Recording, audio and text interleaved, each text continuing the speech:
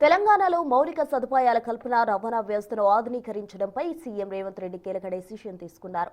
రోడ్లు, భవనాలు, రవాణా శాఖలపై నిర్వహించిన సమీక్ష సమావేశంలో రాష్ట్ర వ్యాప్తంగా చేపట్టాల్సిన పలు అభివృద్ధి పనులపై అధికారులకు దిశానిర్దేశం చేశారు. రాష్ట్రంలోని ప్రధాన జిల్లా కేంద్రాల చుట్టూ రింగ్ రోడ్ల నిర్మాణానికి ప్రణాళికలు సిద్ధం చేయాలని సీఎం ఆదేశించారు.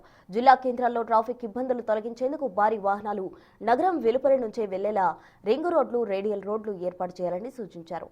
ఈ రింగ్ రోడ్లను జాతీయ రహదారులతో అనుసంధానం చేయడం ద్వారా రవాణా సౌకర్యం మెరుగుపరచాలని తెలిపారు.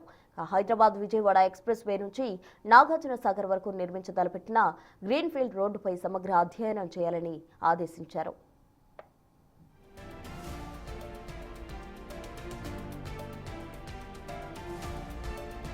నిర్మాణంలో ఉన్న అన్ని రైల్వే ఓవర్ బ్రిడ్జిలు, రైల్వే అండర్ బ్రిడ్జిలు త్వరగా పూర్తి చేయాలని సీఎం స్పష్టం చేశారు.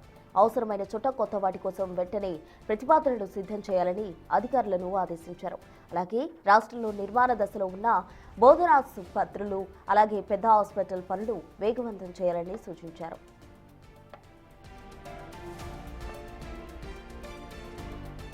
పర్యావరణ పరిరక్షణలో భాగంగా రవాణా శాఖలో సీఎం విప్లవాత్మక మార్పులకు శ్రీకారం చుట్టారు.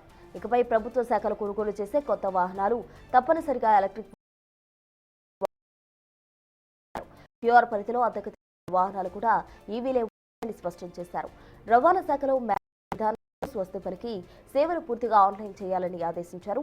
అద్దె భవనాల్లో కొనసాగుతున్న ఆర్టీఓ కార్యాలయాలకు సొంత భవనాలు నిర్మించాలని తెలిపారు. ఇక శంషాబాద్ విమానాశ్రయం సమీపంలో హైస్పీడ్ రైల్ కారిడార్ వద్ద అత్యాధునిక బస్ టెర్మినల్ నిర్మించాలని ప్రణాళికలు రూపొందించాలన్నారు. రోడ్డు ప్రమాదాలపై ప్రజల్లో అవగాహన కల్పించేందుకు షార్ట్ ఫిల్మ్స్ ప్రదర్శించాలని అధికారులను ఆదేశించారు.